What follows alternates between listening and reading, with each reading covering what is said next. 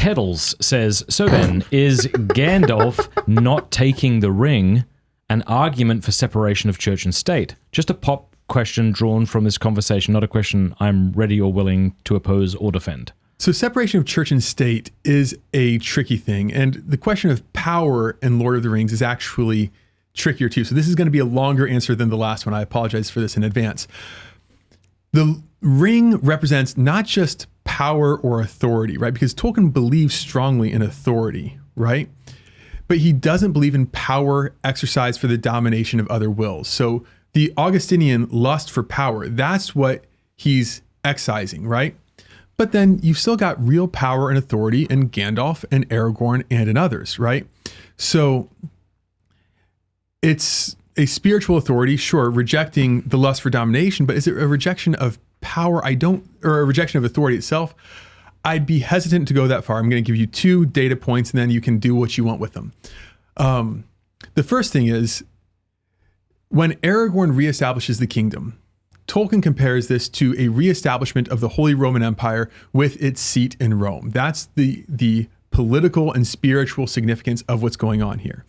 Not only that, but because we're in a very many thousand years before Christ and very many thousand years before even Revelation in Lord of the Rings, what you have for worship is actually a priest-king line. So Aragorn, when he reestablishes Gondor, becomes a priest-king in Gondor. This is actually what his role would be.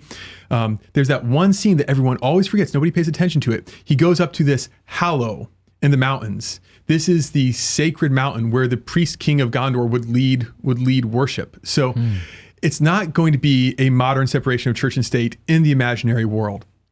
When we turn to Tolkien's own political views, separation of church and state gets a little bit fiddly there.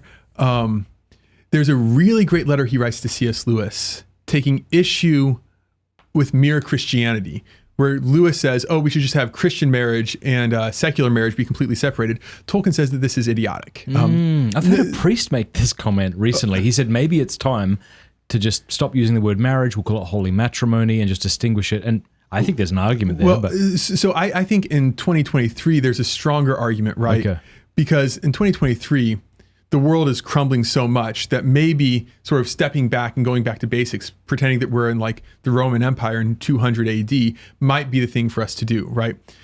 Tolkien in the late 1930s, early 1940s is living in a world where the Christian element in civilization is still stronger, right? And he's articulating a principle for how things should be. It should be that public law gives witness to the truth of Christian marriage. So he actually argues that you can't separate, or you shouldn't ideally separate, civil marriage and Christian marriage because it's an argument against the authenticity, the legitimacy of the sacrament. So Tolkien wasn't for complete separation of church and state. He would be very, very cautious though about the corrupting effects of power simply considered, but especially the will to power when you start mixing those things together. Okay. Sorry, can I ask a clarifying question? Is there a difference between that and theocracy? Because you know what I mean? Like, is there a difference between like a power that is keeping in mind the sacred and like the church itself ruling? And I think you could draw a meaningful distinction between that. Yeah. So distinction between a Christianity affirming public order and then the idea of clerics themselves and commander. I think you could meaningfully draw that distinction. Hey, thank you so much for watching. Before you go, do us a favor, leave a comment, let us know what you thought of the video, like, and subscribe.